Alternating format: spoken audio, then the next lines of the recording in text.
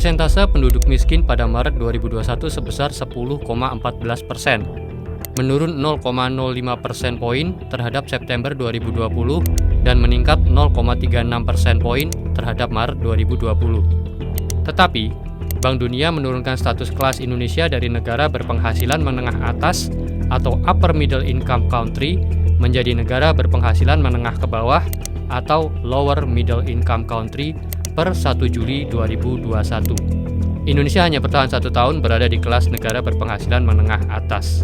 Berikut adalah klasifikasi Bank Dunia. 1. Penduduk miskin. 2. Penduduk rentan. 3. Penduduk menuju kelas menengah. 4. Penduduk kelas menengah. Dan 5. Penduduk kelas atas. Masyarakat kelas menengah yang justru menggerakkan ekonomi Indonesia. Sebab tingkat konsumsinya besar, mampu menghasilkan sumber daya manusia terampil, dan menciptakan lapangan kerja. Kelas menengah terus berkembang. Mereka masih rentan pada gejolak ekonomi. Di Indonesia, hanya 50% dari mereka yang telah menjadi kelas menengah di tahun 2000 mampu untuk bertahan sebagai kelas menengah di tahun 2014. 40% sisanya turun menjadi aspiring middle class dan 10% lainnya malah kembali menjadi kelompok miskin atau rentan miskin pada tahun 2014. Bagaimana caranya agar kita bisa naik kelas? Atau paling tidak bertahan di kelas kita saat ini? Mari kita belajar dari golongan menengah atas. Golongan menengah atas, pendapatan meningkat tetapi menahan konsumsi. Mereka cenderung mengalokasikan pendapatannya untuk menghadapi uncertainty di masa mendatang melalui investasi finansial. Hal ini ditunjukkan dengan meningkatnya tabungan 3,19%, ekuitas 54,83%, dan reksadana 52,78% pada triwulan 1 2021 dibandingkan triwulan 3 2020. Apa dampak kenaikan kelas menengah bagi ekonomi kita? Sejalan dengan kenaikan pendapatan per kapita, porsi pengeluaran non-makanan akan semakin besar terhadap total pengeluaran. Konsumsi akan bergeser dari kebutuhan, seperti makanan, kepada keinginan, atau non-makanan. Ini yang menjelaskan mengapa sejalan dengan kenaikan kelas menengah, penjualan mobil, motor, telepon seluler, rumah naik tajam. Kalau kita lihat, golongan kelas menengah lebih memilih untuk mengalokasikan pendapatannya dari kebutuhan atau makanan ke keinginan atau non-makanan. Sedangkan golongan menengah atas lebih memilih untuk mengalokasikan pendapatannya untuk mendapatkan passive income. Pengertian passive income. Coba bayangkan Anda bisa memperoleh banyak uang hanya dengan duduk dan tanpa melakukan aktivitas apa-apa. Percaya ataupun tidak, hal tersebut adalah sesuatu yang bisa Anda lakukan setiap hari. Konsep ini adalah konsep investasi dari pendapatan pasif, dan hal tersebut memungkinkan orang seperti Anda bisa mengumpulkan banyak uang tanpa harus bekerja keras. Contohnya adalah seperti ini. Misalnya Anda adalah seorang PNS dengan active income atau pendapatan aktif sebesar 4 juta rupiah per bulannya. Di sela-sela pekerjaan utama sebagai PNS, Anda juga berprofesi sebagai seorang fotografer dan menjual hasil foto Anda di website dan mendapatkan 2 juta rupiah tiap bulannya. Penghasilan pasif bisa menjadi cara yang baik untuk membantu kamu menghasilkan pundi-pundi uang, terlebih di masa pandemi COVID-19 saat ini, sehingga kamu bisa lebih banyak menabung untuk kehidupan di masa depan. Pasif income yang menguntungkan. 1. Menjual produk informasi. 2. Pemasaran afiliasi. 3. Flip retail products. 4. Pinjaman peer-to-peer. 5. Penghasilan sewa. 6. Investasi saham. 7. Sewa rumah. 8. Pasang iklan di mobil, reksadana, emas. Kalau kita memiliki passive income yang cukup banyak seperti yang tertulis di sumber-sumber tadi, kita akan bisa mendapatkan yang namanya financial freedom atau kebebasan finansial. Financial freedom adalah kemampuan untuk bisa melakukan atau membeli apapun yang dibutuhkan tanpa memusingkan pendapatan. Kebebasan finansial sering dihubungkan dengan pensiun dini atau bekerja hanya jika mau, karena orang tersebut bisa hidup dari pendapatan pasif tanpa cicilan dan tidak lagi khawatir tentang uang.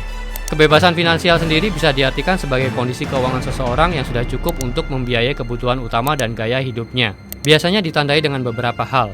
Pertama, memiliki pemasukan pasif atau passive income, seperti deposito, reksadana, atau saham. Kedua, selalu siap dengan dana darurat. Ketiga, terbebas dari utang yang tak sehat. Keempat, mampu menahan perilaku konsumtif. Kelima, mampu menyisihkan penghasilan untuk tabungan dan investasi. Mereka yang telah mencapai kebebasan finansial menikmati waktu dengan berkumpul bersama keluarga, berwisata kemanapun yang disenangi, makan-makan, bersahabat dengan siapa saja, dan kegiatan lain yang membahagiakan diri. Seru ya? Tapi hal yang kita lihat tadi itu adalah hal-hal yang dilakukan oleh kelas menengah atas. Yang jelas-jelas mereka itu bisa atau mampu berinvestasi untuk mendapatkan penghasilan pasif karena mereka punya modal. Kemudian, bagaimana dengan kelas di bawahnya? Apakah masih bisa meraih financial freedom sehingga mereka bisa naik kelas menuju kelas atas ini dan mengurangi populasi kelas di bawahnya atau bahkan bisa memberantas kemiskinan? Kebebasan finansial tidak selalu harus diartikan memiliki banyak uang. Financially freedom atau merdeka secara finansial bisa didapatkan ketika seseorang sudah bisa hidup dengan pantas, secukupnya, dan bebas utang. Kaya dan bebas utang belum tentu menjadi bebas secara finansial. Pernahkah Anda melihat orang kaya yang terus bekerja keras demi mempertahankan kekayaannya?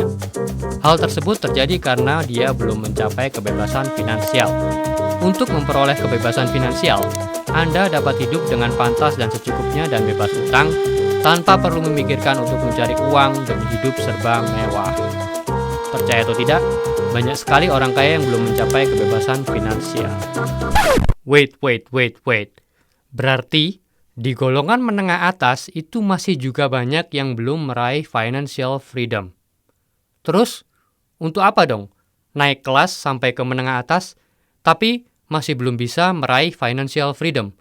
Justru malah harus bekerja mati-matian untuk mempertahankan kelas kita atau kekayaan kita yang kita raih itu. Tapi kenyataannya, Bank Dunia pun membagi kelas masyarakat tanah air berdasarkan pengeluarannya, bukan pemasukannya. Artinya, kalau kamu bisa mengeluarkan uang senilai lebih dari 6 juta per bulan, meskipun itu bukan dari penghasilanmu, misal dari hutang dan lain-lain, kamu sudah bisa masuk di golongan atas. Tapi itu artinya kamu masuk di golongan atas tanpa mendapatkan financial freedom tadi. Worth it nggak? Terus, emangnya bisa ya di golongan menengah dan bawahnya itu untuk meraih financial freedom tanpa memiliki passive income karena golongan tersebut jelas-jelas belum punya modal untuk memulainya? Saya kasih contoh yang real tapi ekstrim. Tapi ini cuma buat referensi ya, nggak perlu ditiru. Ini adalah cerita seorang ekstrim minimalis yang saya temukan di YouTube beberapa waktu yang lalu. Namanya Rob Greenfield. Dia hidup tanpa HP, tanpa kartu kredit, tanpa SIM, tanpa rekening bank, tanpa tabungan, tanpa warisan dari orang tuanya, tanpa tagihan apapun misalnya listrik, air, telepon, dan lain-lain, tanpa punya aset dimanapun, tanpa butuh belanja bahan makanan karena dia menanam sendiri semua yang dia makan, dan dia hanya memiliki barang kurang dari 50 item saja, yang dihitung termasuk stiker yang menempel di laptopnya. Bisa bayangkan nggak berapa pengeluaran dia setiap bulan? Dan menurutmu, dia masuk di golongan kelas ekonomi mana dengan pengeluaran itu? Apakah dia masuk kategori financial freedom? Sekali lagi, itu tadi hanyalah sekedar contoh ekstrim yang ingin saya sampaikan untuk mengingatkan kita bahwa financial freedom itu tidak ada hubungannya dengan golongan kelas ekonomi. Ketika kita sudah benar-benar tidak pusing memikirkan uang, kita sudah bisa dikatakan bebas secara finansial, meskipun kita tidak mempunyai passive income atau pemasukan yang luar biasa besar. Karena sekali lagi, masuk di golongan menengah atas dan memiliki passive income juga bisa membuat kita terperangkap dalam pekerjaan yang harus kita lakukan mati-matian terus-menerus untuk mempertahankan kekayaan yang kita raih tersebut. Belum lagi keinginan kita untuk memenuhi kebutuhan baru kita yang muncul seiring dengan kenaikan kelas kita yang saya yakin gak akan ada habisnya. Tidak ada tokoh yang secara penuh membahas teori kebebasan finansial ini. Banyak orang yang mengatakan bahwa kebebasan finansial termasuk hal yang subjektif. Setiap orang memiliki pendapatnya masing-masing, karena masing-masing individulah yang paling mengetahui kemampuan dan batasan dalam dirinya, sehingga setiap individu memiliki kesempatan untuk mencapai kebebasan finansial versi dirinya sendiri.